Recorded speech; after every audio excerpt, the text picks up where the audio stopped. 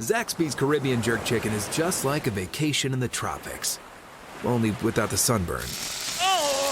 Or the dive-bombing seagulls. Or all of that pesky sand. How'd it get in there? Well, at least it tastes like the tropics. Enjoy our famous chicken tossed in a tropical blend of spicy habanero, fruity mango, and exotic island spices. The Caribbean Jerk boneless wings and the new filet sandwich meal. 2 more reasons you'll get a kick out of Zaxby's. From Tally to Cali, it's time to wake up. Wake up, wake up. WarChant.com is your ultimate Seminole sports source. And this is Wake Up War Chant, presented by Zaxby's. Now here's WarChant.com's Aslan Hajavandi and Corey Clark.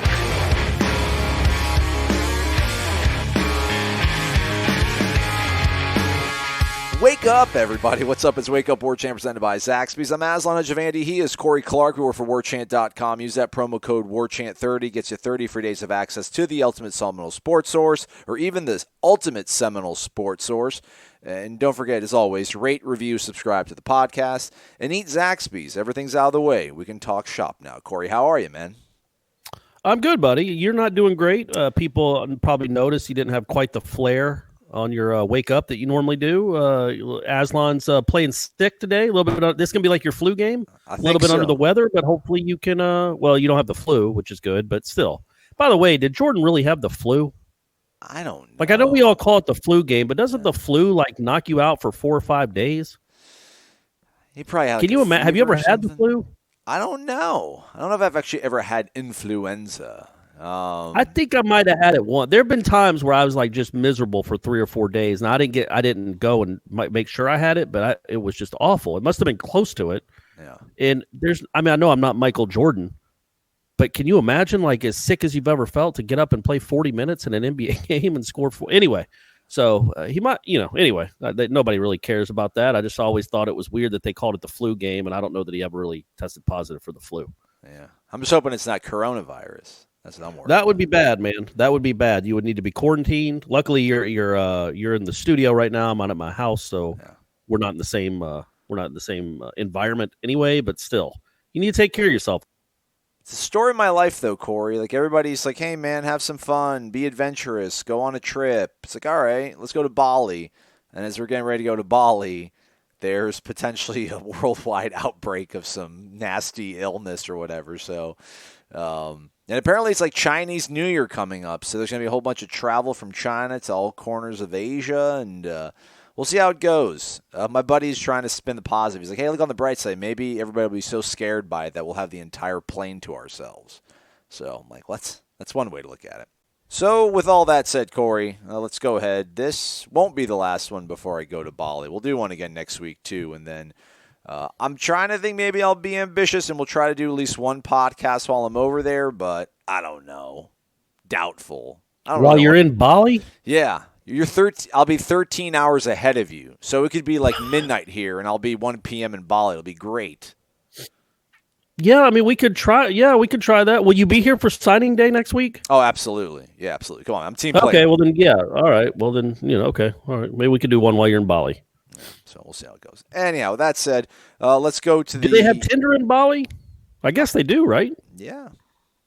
All right, man. I want to hear some Bali Tinder stories. I'm kind of talking to somebody, but I guess I could just for the brand, just to give us something else to talk about. Oh, here's somewhat of a Tinder quick story before we go. It involves being in New Orleans at a gentleman's club. So I'm at a gentleman's club. I'm at the bar because I just don't have any more money left, and I don't want to be harassed, asked if I want to dance, because I don't want to dance. No, I don't want to dance. You're beautiful, but no, I don't want to dance. Sorry. So I'm just sitting at the bar, and this entertainer walks up, and she sits at the bar right next to me and asks for a Red Bull. To the bartender, she's like, let me get a Red Bull, put it on his tab. And I'm like, absolutely not. And then sure enough, she gets a Red Bull handed to her, and then the bartender hands me the tab. Now, mind you, we've been at the bar for like 2 hours, me and the party, so I have like a rapport going with the bartender, and I'm like, don't give me the tab. She's like, just pay for it. I'm like, whatever. I look at the entertainer, I'm like, you know what? I hope you have the worst tips the rest of the year dancing at this establishment. and she got so offended. She's like, "Excuse me?" I'm like, "What are you doing walking up to me and just pretending I have to buy you a drink? Like, what's that about? Like, I'm here minding my own business."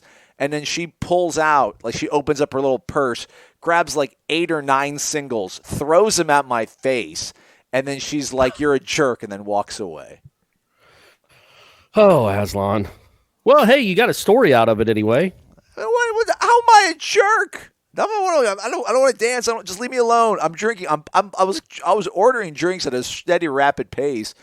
I paid $15 to get into that place. Anyhow, I mean, just I can't do anything right. You can't do anything right, buddy. You can't do anything. Even when you're trying to just mind your own business, you can't do anything right. Exactly. All right, let's get to the questions. Renegade Express. First one comes from Arnold Joseph. It is Super Bowl week. I asked everybody who they're rooting for. He says he's rooting for the 49ers.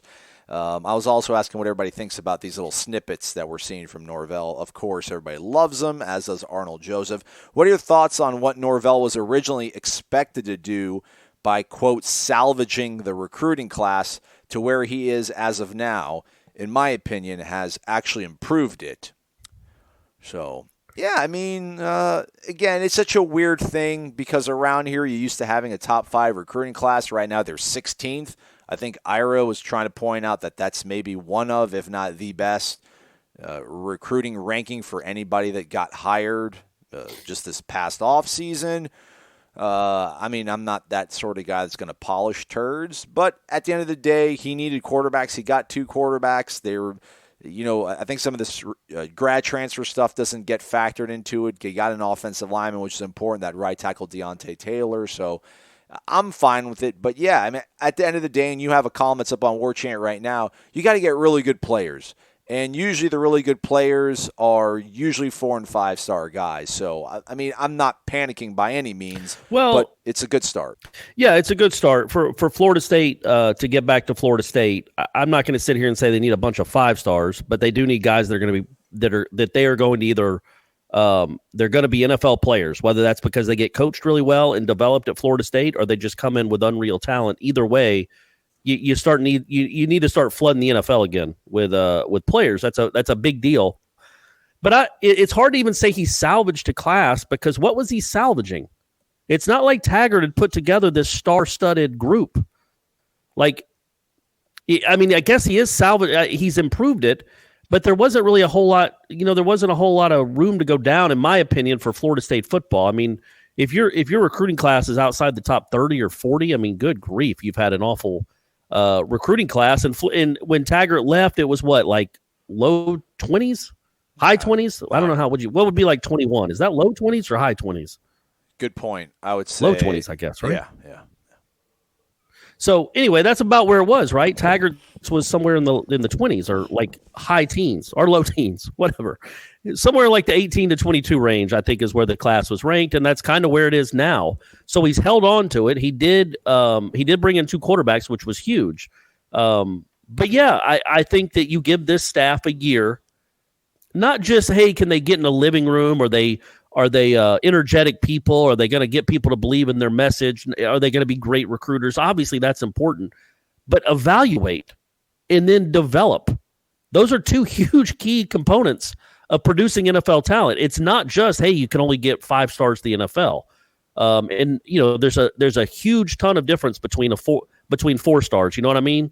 Right. Like there's 25 5 stars in the country. I would guess if you go back and look in the last 5 years, or let's say the last 10 years of the 5 stars and rivals, I would guess 60% of them, 70% of them probably made it to the NFL.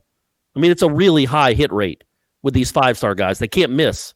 A lot of them are really can't miss guys. But the 4 stars, there's a huge gap between the great ones and the good ones and the okay ones and the guys that don't end up being any good. That's where the great programs live, is in the 4 stars. Like I know Clemson got 6 5-stars in this class. Well, they also got like 14 4-stars. How good are those guys going to be? How good are their 3-stars going to be? Can they turn those into 4-star type players? I think that's a big deal, man. Obviously, recruiting is the biggest deal. Loading up your roster with high level talent, but you can also take a 3-star and turn him into name somebody. Bjorn Werner, that guy was a 3-star when he came out. There's a ton of examples of guys that play above their star ranking. So you hope that's what this class is. You know what I mean? That they've evaluated and developed, and these guys they're gonna turn these guys into good players, and that will beget in the next 2 or 3 years recruiting more 4 and 5-star guys. But I think he's done well, right? As well as possibly could be. Taggart, they weren't even in on any of the 5-star guys, so it's not like they had. You can't just come in 2 weeks before signing day, and then there's another signing day after six more weeks, and load up on 5-star guys that you had no relationships with. It's impossible. So hopefully, what they're trying to do is build towards next year. But I think they're doing a pretty good job at the end of this recruiting cycle, as well as you could possibly hope for. I think. Yeah, I'll say good job. I'll say good job. Attaboy, Mike. I'm not dancing in the streets. But you're also not concerned. No. You know what I mean? Yeah, I mean, you might be concerned with the – do what? Say that again? I think, you can develop guys. But I think at this point in the game, when you're getting 3-star guys, it's who's left. You can get a 3-star guy in July that you're, quietly sort of sneaking on. But when you come in here in December and you're signing 3-stars, I don't think these are like hidden gems. These are guys that just simply there's not room at places. They weren't priorities elsewhere. And you're just hoping that you can get the best out of them. And again, everything is relative to expectations and the situation that you're involved in. So I'm not concerned at all. I don't think Mike Norvell and the staff lack anything that won't allow them to get into the living room of a really high elite recruit. But no, man, I don't want to live I'm sorry, I don't want to live with a 3-star recruit. I don't want to I don't want that to be the bread and butter of this program. We're going to find no, and they won't. No. Okay. All right, so I want to make sure. Yeah, no, you can't. You won't. Florida State doesn't need to be in just mainly living off 3-stars. But for this first year, until you can prove to these big time players that you actually are turning Florida State around, this is kind of where you are. I mean, look, Willie's best year recruiting wise was the one where he was here for 8 minutes, and he landed a top 10 recruiting class, and then slowly his recruiting classes started getting worse and worse because people saw the product. You're hoping, the hope here is people are going to see this product and it's going to become more and more enticing. Well said. On to the next question. Delicious_crab. Long time, first time, finally became a subscriber this year. Y'all have become my favorite FSU podcast of the 4 I subscribe to. Those seminal headlines will always have a special place in my heart. There you go. Born in Fairhope, Alabama, which is home of Leon Lett and Jimmy Buffett, moved to Tallahassee, attended Leon High, where Tamarick Vanover played. He would come back to Leon High to visit the coaches, driving a gold Lexus with gold rims, which was pretty sweet back then. My question, is there a more annoying team to watch than Virginia? I hope not. My least favorite player was Huff, and his moving screens that never got called. He looks like the kind of guy who doesn't shower the day before a game and would try to put his armpit in your face to gross you out. He also looks like a scientist who got exposed to radiation. Screw Virginia and their whiny, smug coach. Zaxby's is great. So is this podcast. Charlie Tango. Yeah, that was a lot in there. A lot of good information, a lot of good compliments. Strong. I appreciated all that. Strong. I appreciate that. Indeed. Yeah, that Huff guy, that's well said. We nailed it. He does look like the kind of guy that would not shower and then try to get his armpit all up in your face. Not a fan of him. I like Tony Bennett, though, man. I don't know. Tony Bennett, I'm okay with him. Their brand of basketball. Yeah, I don't mind him. Ira can't stand him. I actually don't mind him. After games, to me, he seems perfectly fine. There's really nothing wrong with him. But I hate the way his teams play. Can't stand it. And Florida, I was telling Stephanie when we were watching the game, I'm like, look, this isn't going to be pretty. Like, this is going to be, it might be 25-22 at half. This is just always how they play. It's going to be close. It'll come down to the last few possessions, and it's going to be under 60. And that's exactly what it was. And Florida State didn't even play that well defensively at all, really, which is why they lost the game. I mean, I know there were some bad offensive possessions at the end, but you can't let that little guard get in the lane the last 2 trips and make the plays he made. You got to figure out a way to maybe not switch that screen. I know Florida State switches everything, but that kid killed Malik Osborne when they played in Tallahassee, and then at the end of the game when it mattered, he killed him again. And I don't blame. I mean, Malik Osborne's 6'9". He's trying to guard a guy a foot shorter than him, but you can't let him get to the rim and into the paint 2 times in a row, and they did, and they lost. But what are you going to do? You can't win them all. But I'm glad. Hopefully they won't match up with them in the tournament, in the ACC tournament, because I'm done. I don't want to have to watch Virginia basketball for another 10 months. Bamanol 457 I'm pulling for Kansas City just because I have a friend that is a big fan. I love Coach Norvell. I really believe he's going to bring our program back to the top. The one thing I do not understand is why Norvell is not trying to get a grad transfer quarterback for this class. I don't have much faith in Blackman. I'm concerned a true freshman quarterback could lead us to a winning season in the fall. Really feel like a transfer quarterback would fill the gap while the freshmen mature. Really enjoy listening to your podcast on my commute to work. Go Noles. Well, I don't think he's not trying to get a grad transfer. I mean, there was rumblings that maybe Brady White was going to be a potential option. His quarterback that followed him went from Arizona State to Memphis could maybe get his final season in Tallahassee. And they got Hornibrook at the end of spring. It might be one of these things where some guys feel like they have a good shot at winning their starting job in the spring, and if they don't, then they'll look for options. So it's a different sort of dynamic. Michael Langston's talked about it a few times when he's been on the podcast. He mentioned on the premium recruiting board. It's kind of a different animal. With high school recruiting, you're talking to the coaches. There's handlers involved. There's camps. There's just a network of people that know what these kids are thinking and what options they're weighing and kind of their thought process. With grad transfer stuff, it's like if you don't have a guy that knows, like if you don't know the family friend of the quarterback that's looking to transfer, you're really kind of outside the loop. It's much more kind of clandestine. These guys just show up to campus all of a sudden one day, they like it, and they're like, all right, I'm done. So I think it's kind of it's a different dynamic to get used to. But, yeah, you should be concerned about the quarterback situation. But at the same time, there's pieces there. There's a new approach. And, again, I'll give this guy the benefit of the doubt until he doesn't deserve benefit of the doubt. Yeah, and I just think at this point, like say somebody that doesn't win I know the kid from Indiana just put his name in the portal. I think he's a pretty decent player. But if somebody doesn't win the job in the spring and then decides, okay, I want to go to another school, number one, that's, it's the kind of player you're getting, a kid that, is going to bail, but also are you going to get somebody that's appreciably better than James Blackman? If he couldn't start at, say, I don't know. Just pick a school. Texas State had a quarterback. Texas State just had a grad transfer kid that I think he was averaging like 63% completion percentage. He's transferring out. Like, do you want? Yeah, that and I'm guy? not saying there aren't there are definitely quarterbacks out there that are better than James Blackman. I was just going on the scenario you said that, like the Hornibrook scenario. He knew he wasn't going to play at Wisconsin. He wasn't going to be the starter, so he wanted to look elsewhere. Yeah. Well, okay. Well, if you can't start at Wisconsin, how much better are you than James Blackman? The answer was barely at all. And I think that's what you're looking at. If that's like Derek King, obviously is a different deal altogether. But a guy that is second string at his school, like a Chase Bryce at Clemson, or just go on and on. I don't know that they're appreciably better than James Blackman. So yeah, I mean, I hate to use the word stuck. I'm not going to use that word, but there is a chance that James Blackman will be the starting quarterback next year. But I don't think it's like his policy. I don't want a grad transfer quarterback. I don't think that's his policy. I just think it's got to be the right fit. Yeah, the market just probably doesn't dictate that there is a good fit for him. And again, we don't know exactly what options they were looking at. I mean, maybe thought that the only guy that was worth going after was like a Brady White. And if he's going to stay at Memphis, then I'll just stand pat. And I mean, these guys do count against a scholarship, even though they're grad transfers. So you got to make room for them. So you got to juggle all that stuff. Does Francois have any eligibility remaining? I don't think so. Can he come back? I don't think so. I think he was he a senior? I didn't know. I didn't know if he had another year or not. That'd be crazy. Come on back one last time. I think he's getting ready for the league. Best of luck to him. Osceola 82. It's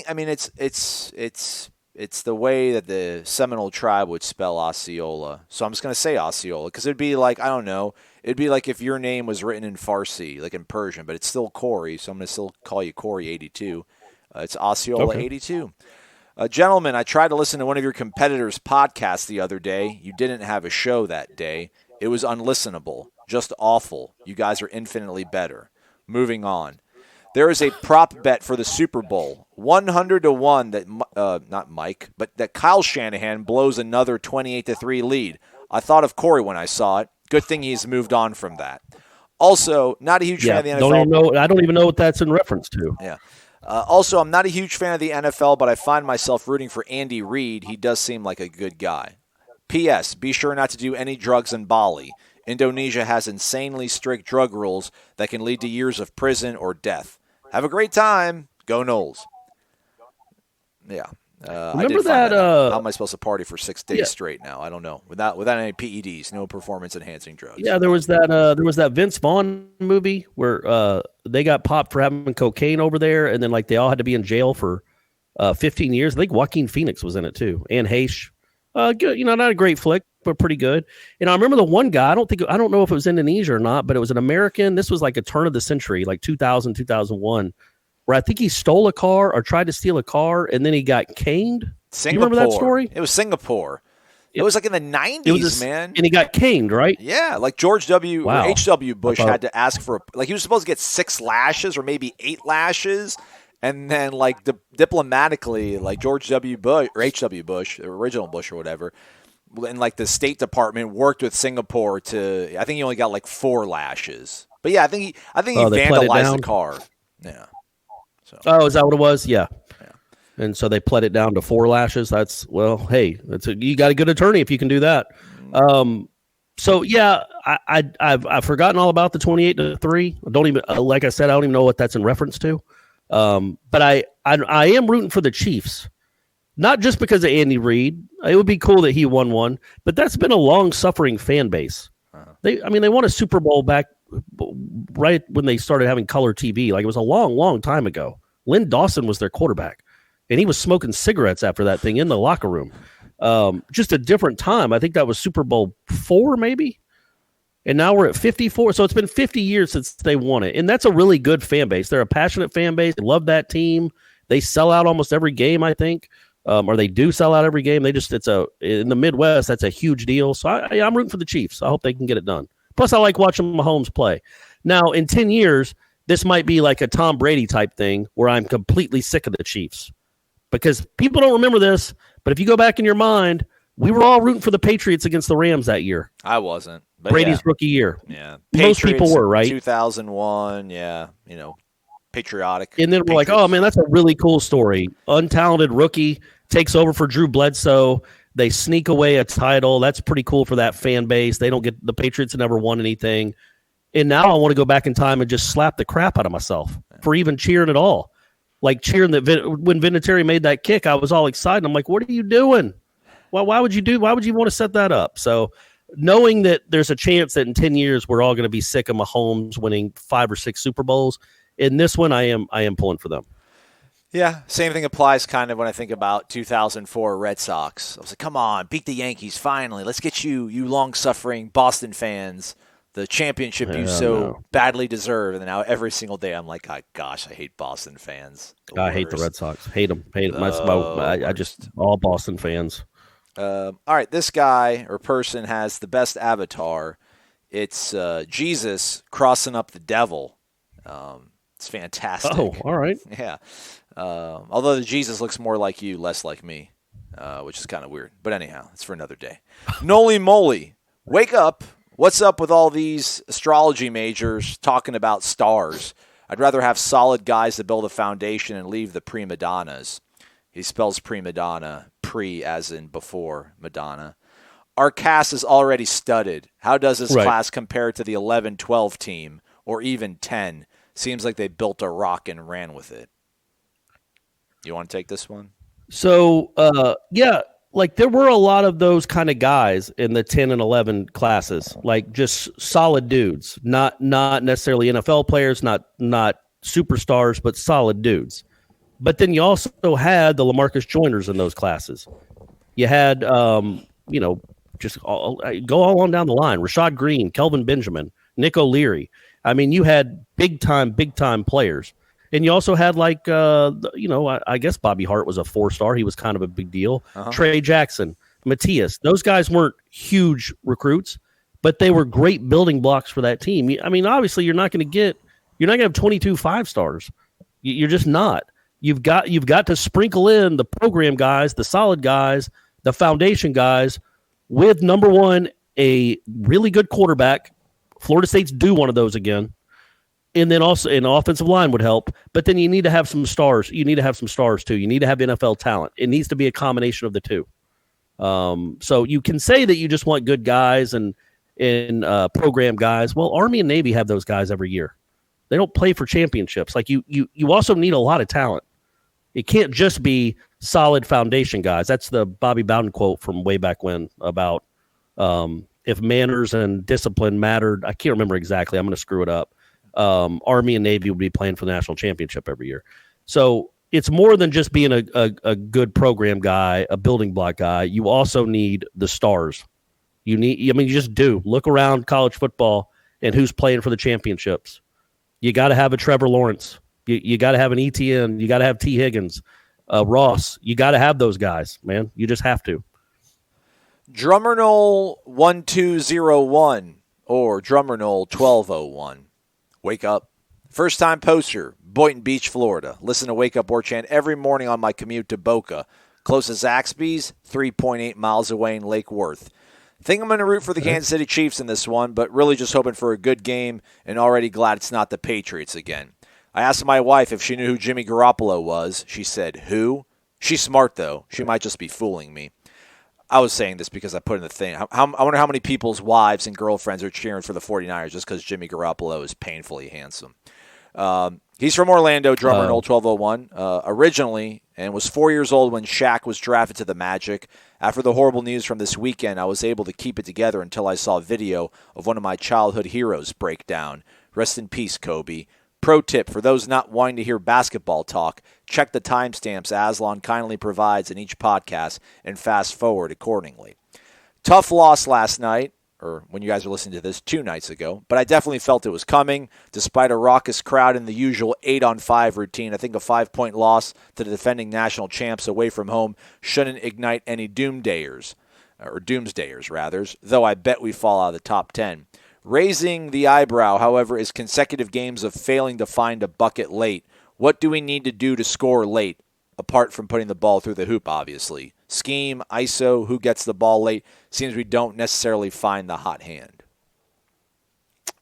Yeah, that's a good point. Fair. I think that's more applicable to the Notre Dame game than the Virginia game. I mean, again, the games are so slow. Vassell hit a jumper with 2:20 left to put them up by 3, and they really only had 3 more possessions after that.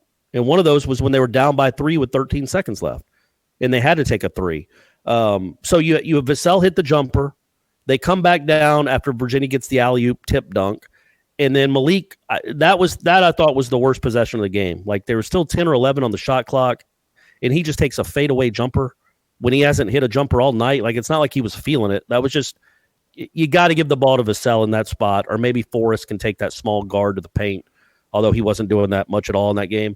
But then, okay, so he misses that. Virginia goes down and scores again, and then they do get the ball to Vassell in the same spot that he had just hit the jumper. That's against Virginia, that's about as good as you're going to get, and he just missed it. But he's your best player. He had 17 points. He hit a number of jumpers. I just thought that was I think that's the guy moving forward, that he needs to have the ball in his hand in crunch time a lot more than he did. And it's like they learned from it, because the Notre Dame game, I don't think he touched it in the final 5 minutes. I think he shot once in the final 10 minutes of the game. But in this one, they were giving him the ball a lot, and he was shooting a lot. I think he was 7 of 15. He missed more than he made. But against a tough defense like Virginia, that's a guy that can always get his shot and can usually get to where he wants to go. And he's got such a high release that he can shoot over people. He just missed. But he made the one to give you a 3-point lead. And frankly, against Virginia, a 3-point lead with 2 minutes left should be enough. But you couldn't get stops. Let me ask you this, Corey. How much of this is kind of the cost of doing business when you have this whole 18-strong philosophy? And you mentioned it when White Wilkes in his post-game comments after Notre Dame just kind of talked about it. It was sort of easy for him to come in and do what he did because everybody just gives you so much confidence. Like, hey, man, shoot your shot. If you're open, take it. That, a guy like Malik, how much of it is like, I don't know if you can't tiptoe in that water. Like, we're 18 strong, everybody's equal, we all do our role, but then be like, all right, but you all know your role. At the end of the day, give the ball to Devin. I just don't know how much of that sort of line you can straddle and be nuanced because, the ball ends up in Malik Osborne's hands, and he's thinking, yeah, man, I'm 18 strong. I'm one of the guys. This is just as good of a take for the team than it would be dishing it out to somebody else. And then, like, White Wilkes got the last shot off on that final possession, too, and he sort of hesitated, and it was like, well, shoot, I'm going to go ahead and he had to shoot. He had to put something up on the they had to put a shot up at that point. I wonder how much of the late game sort of stalls is just the fact that there isn't. I don't know. Everyone knows Devin's the best, but at the same time, they all are confident in their ability that they're not going to force it when it's like, man, I don't know, maybe force it to Vassell. But at the end of the day, man, Trent Forrest had a wide open corner three to tie the game up, and it came up well short. So I'm not that upset about it. Yeah, it was like 3 feet short. Yeah, I mean, I'm not that upset. That just they were bound to lose. Everything was kind of working against their favor. I feel like I'm not concerned. I'm not really that concerned about what they're going to do in a late game. Because again, I think they'll learn from these things. But I do wonder if there's. I don't know how you can outline it. Listen, we're all in this together. This is all of us. You know, it's 18 strong. But give it to Devin. Yeah, I mean, their whole philosophy is one you hear a bunch. The go-to guy is the open guy. I think. As we go down the stretch, I think the Notre Dame game kind of gave them a little bit of pause and like, well, it is ridiculous that our NBA guy only touched the ball once in the final 10 minutes. Meanwhile, Raekwon Gray's missing a bunch of 4-footers. It was a different defense they were playing, obviously. But I do think that moving forward in close games, and Florida State is going to play a bunch of close games. Vassell will be a guy they try to get the ball to a little bit more, maybe make a more of a concerted effort. But yeah, in that, I don't know if Malik thought the shot clock was running down. It was just such an odd shot. Like, I have no problem with Malik trying to make a play to go around the guy maybe, or even to take a jumper. But it was like a fadeaway force with 10 seconds left, which was just, that's not something that's been really a part of his repertoire all year. But plenty of guys have made plenty of big plays for this team. Polite's made big threes. Wilkes made, a couple big plays in that game the other night, obviously, and then he had what he did against Notre Dame too. So they've all proven they can make big shots in big moments. I think it's a net positive still. I think it's a net positive to play this way because it could be easy to take away Devin Vassell if you just run 2 guys at him, but you can't do that against Florida State because they got other guys that can hurt you. I think overall it's a net positive to have 10 or 11 guys that can play that aren't afraid to take the last shot. I just think, again, they've been really good late in games the last 3 or 4 years, really. In close games, they've been really good late. And it felt like they were due for one of those. It was on the road. They still had a 3-point lead. They just couldn't get stops. So I thought, as poorly as they might have shot, some awful turnovers they had, I still think they did enough offensively to win the game. They just couldn't get those 2 stops when they desperately needed 2 stops.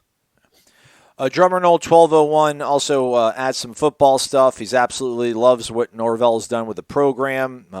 Did not think we'd be here to where we are now, or at least where he's at in his terms of what he thinks about Mike Norvell after the hire first got announced. But he says, as a teacher myself, seeing his leadership has had a great impact on how I've approached my classroom this semester, and it's already paying dividends. I have a hot take I hope doesn't get me kicked off the boards. Don't give up on James Blackman just yet. I recall him telling Taggart, perhaps through social media, that he planned to be in his office all summer long back in 2018. I imagine he might be similar with Norvell. I think Blackman has had the worst set of circumstances handed to him, and while that should never earn anyone a job, I think Norvell and Dillingham's charisma just might be what the doctor ordered for his mental approach to the game. No one denies he's willing to work his rear end off to start, but I hope Coach is able to get a hold of those emotions we saw in El Paso. Anyone agree with me? It's possible. I haven't given up on Blackman, I guess. Yeah.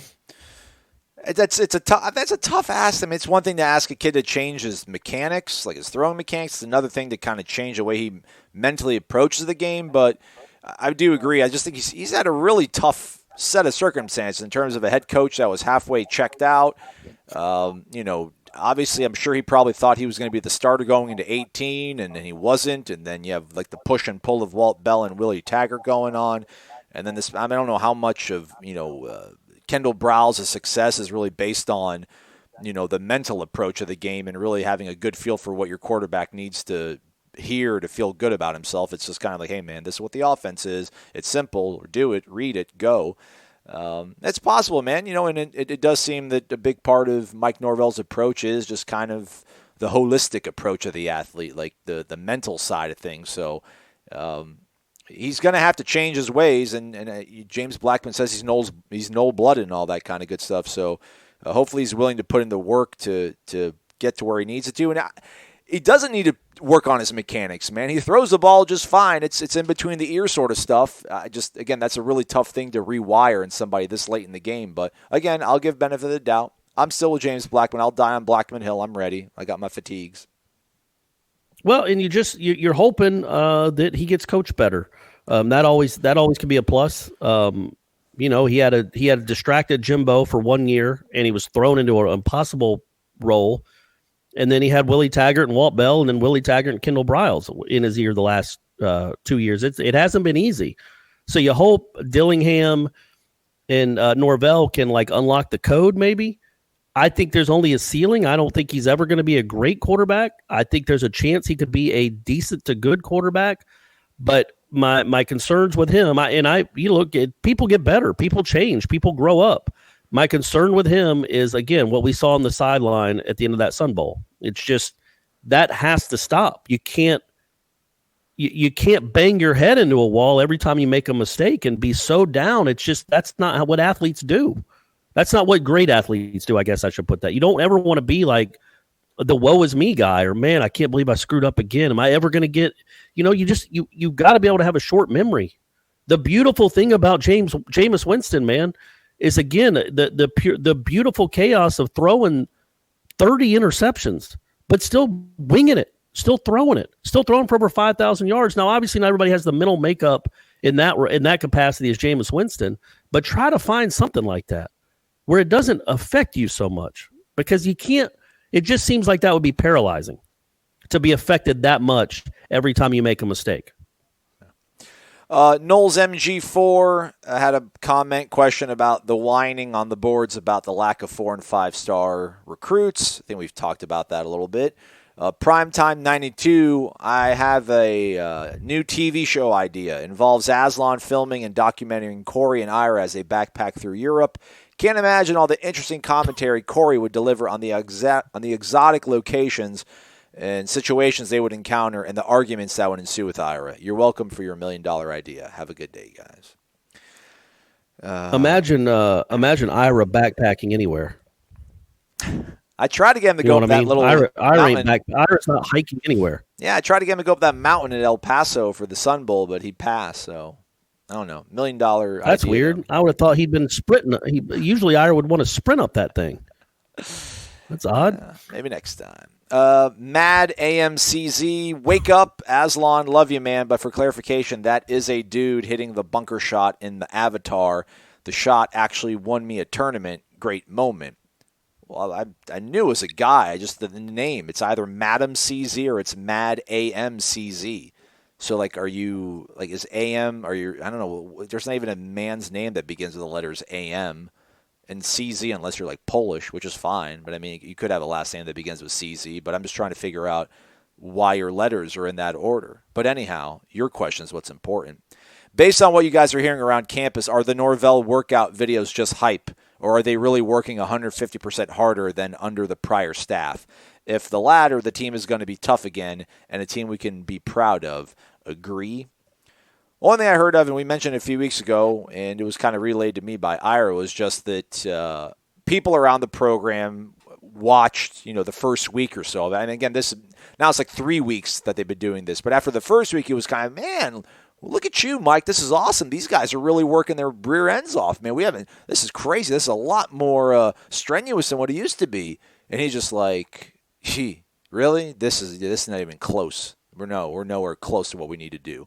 So I guess both could be true. They could be working out really hard, but at the same time, they could be working out really hard, but it's still not really hard because of what was going on before here. But again, man, we're not out there watching it, and part of me doesn't want to go out there and watch it because it probably would involve me having to wake up at 5 o'clock in the morning. But it's refreshing, at least that I think it has to be a little bit encouraging that they're showing video of it. That's either the coach feels confident in his vision, his approach, the way he talks to the players, or he wants his fans, his constituents, his customers to be able to see what he's making in the kitchen.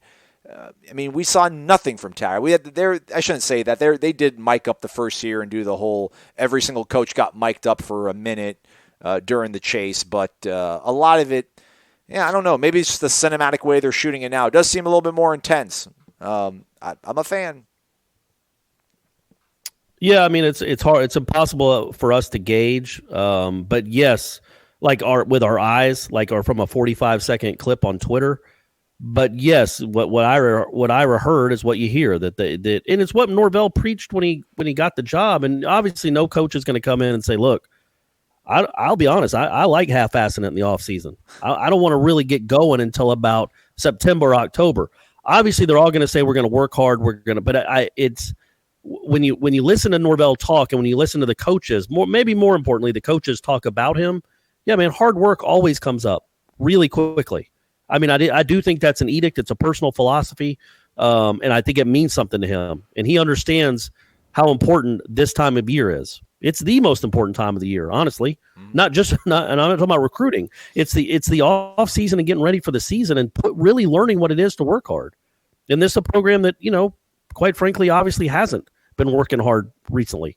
So hopefully this will. I don't think it's just hype. I think there's a lot of validity to it. 3 dubs. This is actually no. Sorry, I skipped ahead. Seminole Sean 13. Wake up. Back in November, I believe one of you mentioned if we did not get a big-name coach, Bob Stoops, you would not want to go all off-season trying to build lifeless optimism for the program. Has Norvell given you more hope or optimism or both than you originally expected? Sorry. You want to take that one first? You want me to go? You go, Corey. My breathing. Oh, yeah. No, you go ahead. I would say, yeah. Sorry, buddy. Listen, when I heard Mike Norvell's name being mentioned, I'm just like, really? Like, we're going to do this again? We're going to go AAC? I listened to a couple of his press conferences and just like, he just has a really kind of a soft-spoken, Opie from the Andy Griffith. He looks really young. He looks younger than me. He doesn't really, he doesn't have that sort of, listen, man, I want my duck to be a duck. I want it to look like a duck. I want it to walk like a duck. I want it to talk like a duck. And it's, like Jimbo Fisher to me looks like a football coach, talks like a football coach, acts like a football coach. A lot of guys do. I think Saban does. Examples for instance there. But yeah, I mean, that's all superficial stuff that is not going to be factored into when you're making a hire. The hires that he has made, the assistant coaches. I do like it. I think it's pretty encouraging that you have a bunch of former head coaches on your staff, so I do have some optimism there. The salary that he's taken on to take this job, I think, was a really sort of bold move on his part that I appreciate. So, I mean, the long answer in a short way is that, yeah, I do have more optimism, but at the same time, it does need to be somewhat tempered. And I do find myself getting ahead of my skis sometimes, but I will try to temper it. But, yeah, I have more optimism than I originally sort of thought I was going to have going to this. But at the same time, I wasn't a huge Norvell guy when it first happened, so my bar was pretty low to begin with. Yeah, I guess I'm kind of there with you. My whole worry was that why would anybody believe us if we did get excited? Because we were excited about Taggart. At least I was. But in hindsight, I think I was just excited. It turns out I was excited about Taggart because how different he was than his predecessor. Yeah. In hindsight, obviously that was a mistake. I thought that he'd be able to recruit at a high level, and when you load this program with 4 and 5 star players, unless you just have no idea what you're doing, you're going to win a lot of games. Well, that didn't happen. I don't need to tell you guys that, but it didn't. So I wanted to harness it, like not be nearly as excited. But the more I hear from them, the more I see, the more you talk to the coaches, the more you hear from people around the program, it's hard not to get excited that this guy, at the very least, is extremely competent. And that's a good thing. That's a step up. And I think that the program is going to be better because of it. So it's hard. I don't know if this guy's a national championship coach, but I do think he's better than what they've had the last 3 seasons. And I want to see what it looks like with a guy that is all in, number one, so not Jimbo 17, and that is just has a vision and is organized and has a plan. And I think I want to see what that looks like over the next 2 or 3 years. But just talking to him, he's an impressive guy. His coaches all seem really impressive. I think he's put together a good staff. I don't know if it's a great staff, but it seems like a really good staff. And yeah, I'm much more excited than I thought I would be about Mike Norvell if you'd have told me that name on November 10th. This question is really good, and it's going to be kind of tough to discuss. Maybe before we get there, shouts out to Nolway85. Lots of questions that we've kind of gone over just about Corey, talking about we need NFL-type players in recruiting. We kind of talked about that. Unless somebody else had something that we've already. Well, hold on. That column was kind of hard to write, just in the sense that it was like a no-duh column. But the fact that Florida State in their 14-year dynasty run from 88 to 2001 had 42 players in the Senior Bowl, and then in the last 4 years they've had 3, and one of those was Nate Andrews, who just for injury's sake had no chance of being drafted. So you're not, and you're going to have, if Akers and Stanford Samuels get drafted this year, you're going to have 10 guys drafted in a 3-year span, 4 of them after the 6th round. Meanwhile, half a decade ago, you had 29 guys compared to 10. We can use, obviously the wins and losses reflect it anyway, but it's just been a dearth of talent, of NFL talent around here. And that's even the wrong word, NFL talent, because I think some guys that they've recruited, maybe many guys that they've recruited the last 5 or 6 years, could have played in the NFL, had NFL ability if they'd have been developed. You know what I mean? So it's not just, hey, go recruit a bunch of NFL guys. Go recruit guys that can potentially play in the NFL and turn them into NFL players. Develop them. Give them good work habits. Whatever you have to do, make them mentally tougher. Whatever you have to do to get those guys ready for the NFL. Because if you have a lot of future NFL guys on your team, you're typically going to win a lot of games. So that was kind of the point of the column. Also, NYC Noel talked about late closeouts for the basketball team, our level of concern, kind of thing. We talked about a little about that. Yeah. So let's go to this one. This is a really good question here. It's going to be kind of. Is this the last one? Yeah, sort of, I guess. I mean, we're kind of at the 45-minute mark, and there's like 3 or 4 left. We can probably use those for Monday, since I don't really know. There's going to be. Does the basketball team play? They play Saturday, don't they? They do, at Virginia Tech. So we'll have something to talk about on Monday. But yeah, we'll keep a couple of those left. This is a good one. I probably should. Well, it'll be the last. Aren't there official visits? Aren't there official visits this weekend too? Yeah, that's right. That's true. Keep it dialed in. So you have a little recruiting to talk about as well. And also, Nolway85 also kind of asked a little bit of this question too. It comes from 3 Dubs. Reading the piece about Coaching Matters by Ira, I came away frustrated with War Chant. Though the piece was informative, I felt the information was well beyond late. Not late as in where are the Taggart tales, which we would love to hear, but it seems like some of this information or analysis of the program was known by your staff during Taggart's tumultuous tenure, yet nothing was shared. A breadcrumb like, man, this doesn't look very organized, or did anyone else notice the spring game festivities started a little late? To I am unable to confirm Willie is meddling with coaching, so forth and so on. Anyway, my question is, how can the media, you guys, he put media in quotation marks, how can you guys in the media find a balance of alerting your subscribers with some tangible concerns, but without losing access to the staff and making the reporting of the true state of the team more realistic? If we knew a fifth of some of the crap Willie was doing, our expectations would have been considerably lower in season. And I know Gene knew a lot because at some point every article he wrote after a game or addressing takeaways, you could always tell he just wanted to shank Taggart. The hate was evident and well-deserved. Well, the second part of the question, I think, kind of bails us out a little bit. I did not realize the level of disorganization, at the root level, that I've learned in the last few weeks, in the last few months, I guess you could say. And I haven't worked a beat that closely to where I got a lot to compare the way they practice. I wasn't in Tuscaloosa, I was in Dothan. I wasn't in Starkville or Oxford, I was in Jackson. So I wasn't at practice every day looking at the way teams practice.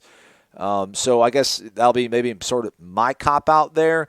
But there is the thin line of that the people that are telling you these sort of things, you don't want to lose it's less the access of the coaches as like you don't want to burn your sources.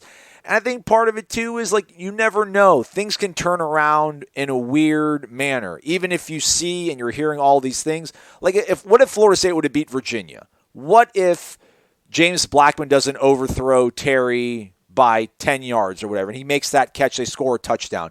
Who knows? Maybe like Florida State ends up winning 9 games last season. Like fortunes can change so quickly. Like you don't want to bury a coach. I think a lot of people buried Jimbo after 12.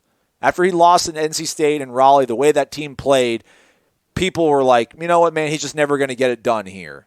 And then, you know what? A year later, he wins it and he remembers that stuff. All these guys remember that stuff. They might act like they don't read it, and they probably don't. But they have people who do read War Chant, that do read the Democrat, and then let them kind of know what's being said about them. So, yeah, go ahead, bury a coach, and then a year later see him win a national title and see how awkward it's going to be to deal with that guy on a week-in and week-out basis.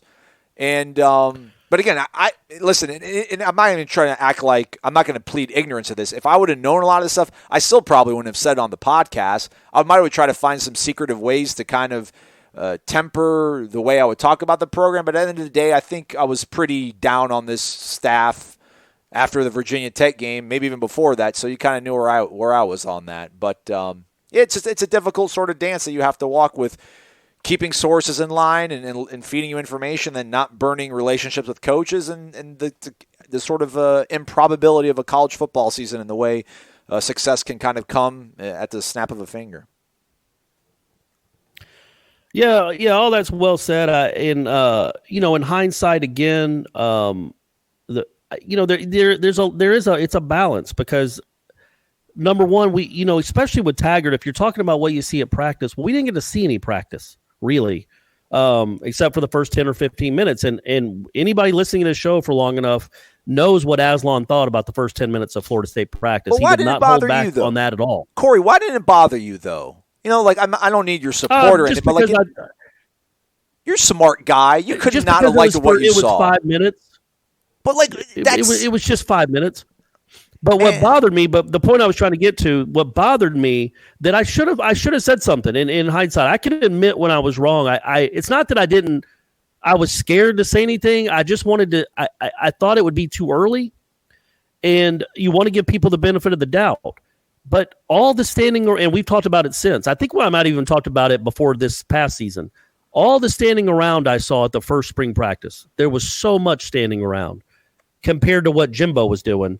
Really was not shocking, but it was just bizarre to see. It's like, man, this looks like it. To me, it reminded me of when I used to cover high school practices when I did that for a living, when you just have the starters working against the starters and everybody else is watching.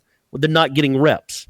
And I just thought that that was a concern, but there is a fine line. You don't want to rip a coach before he's ever coached a game. You don't know if it's going to take off.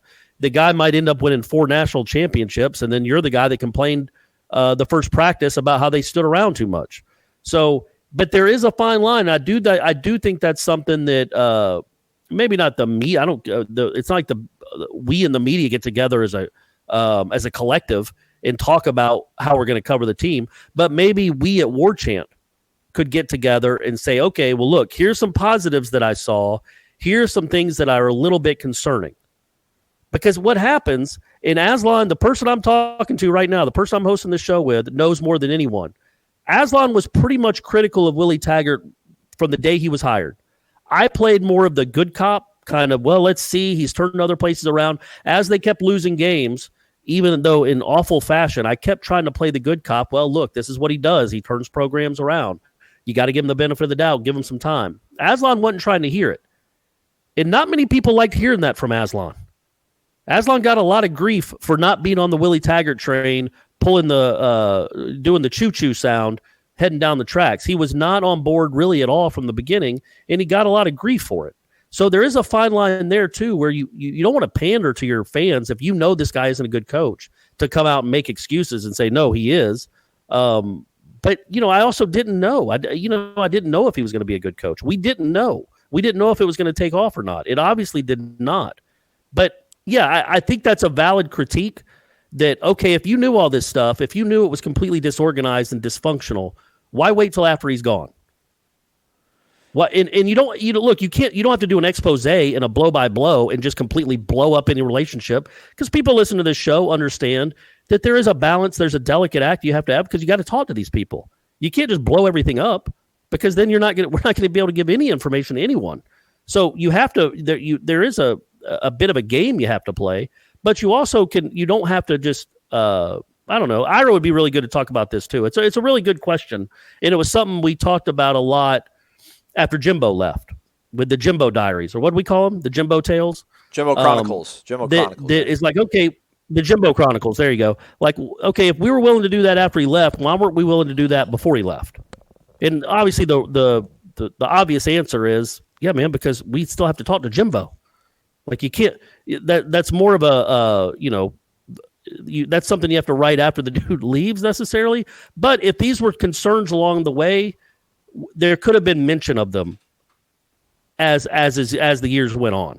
I will add, I also think the economics of all this kind of played a part in it. I do think that none of us, if we knew the floor, I mean, I don't know. I really can't speak for myself. I think if people knew that there was a legitimate possibility he was going to get fired in the middle of the second season, there might have been more of this sort of transparency in terms of what was happening behind the scenes. But I think, even here, just the way that the finance and the economics of this university works just seemed absolutely impossible that they would fire this guy in the middle of year two.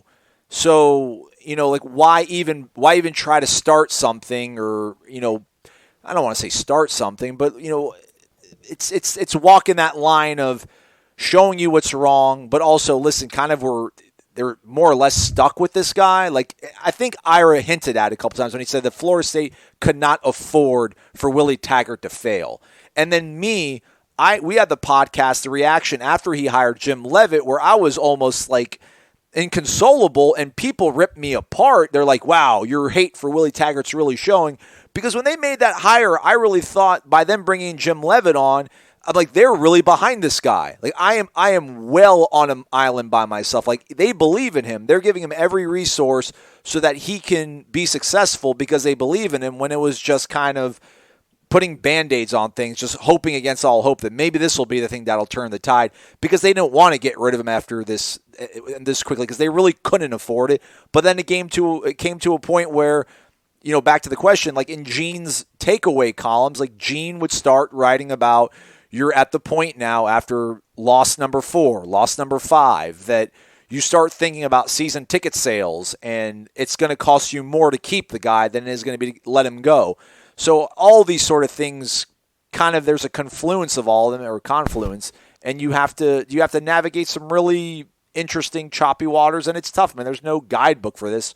I'm proud of the way that we've handled it, though, man. I really do. I don't think we pander to the fan base. I don't think we put false narratives out there. I don't really think any of that sort of stuff started happening. I mean, you would not stop talking about the way he handled the end of the Louisiana Monroe game and asking for a timeout before a fake punt. I mean, you were like on a table screaming about how terrible that was.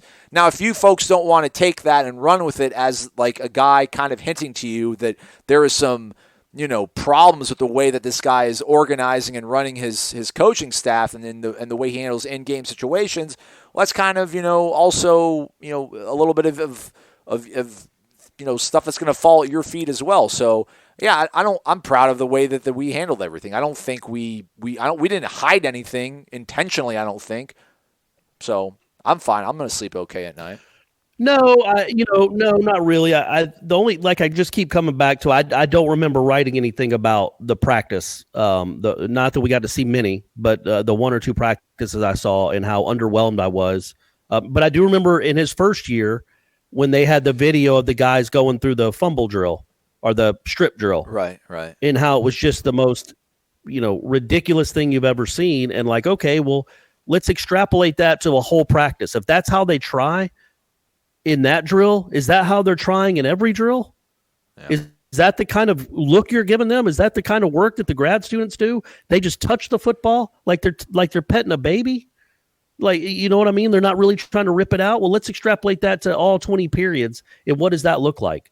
and we kind of got our answer on Saturday. So I did, when it came to that, I did do that. But yeah, I mean, there's always just going to be stuff that will be hard to say in the moment. But I'm gonna, for our subscribers, for the people that are on War Chant, I have made a promise to myself that if I see something that concerns me in the Norvell era, I'm not gonna just gloss over it and keep, gaslighting. Is that the right term? Yeah, that's actually, I think that would be apropos. Right, I'm not going to just gaslight how awesome a coach he is. I'm using that correct, I hope. Yes, I think so. I will be upfront about it. I mean, obviously we can't say everything. I mean, that goes without saying. That's not how it works. But if there's something that concerns me, I'm not going to be shy about saying it, either on this show or in a column or on a post on the message board. Because I'm not doing that again. I'm not doing that again.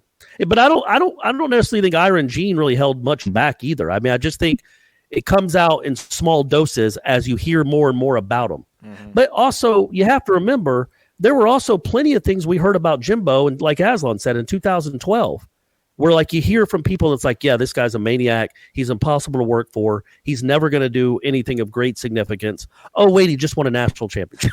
Yeah. You know what I mean? Like you can't just go from what you're hearing behind the scenes either. You have to see it play out on the field first. And Aslan's right. None of us could have ever dreamed he'd have been fired after 22 games. So there was still hope that the thing would get turned around. But you know what, Aslan? It did not get turned around. But here we are. The world's still spinning. He's got a good job. Florida State's got a new coach. Everybody seems pretty enthusiastic about him. And to your point, pretty much everything we've seen so far is pretty encouraging. There's things that we know. There's a little bit of concern. Defensive coordinator, we've pointed out. We think he's a good guy, but, he still hasn't coached a game here yet. He hasn't been a Power 5 guy. There's a little bit of concern about that, but we'll give benefit of the doubt because we're a glass half full show most of the time. So, all right, we're done, Corey. Good job. Absolutely. All right, buddy. We're going to take a 3-day weekend because we can. Hope you all can as well. We'll be back Monday with another edition of Wake Up War Chant presented by Zaxby's. Thanks for listening, everybody. WarChant.com is the ultimate inside source for FSU football and recruiting. And now you can get in on the action for free for an entire month. WarChant.com is offering a risk-free 30-day trial subscription. Get full access to the #1 website covering the Seminoles just by entering the promo code WarChant30. That's WarChant30. Sign up and get in on the world's most active FSU message boards. Receive breaking news, stories from our award-winning staff, plus get exclusive interviews and videos. Just enter the promo code WarChant30. WarChant.com, your ultimate Seminole sports source.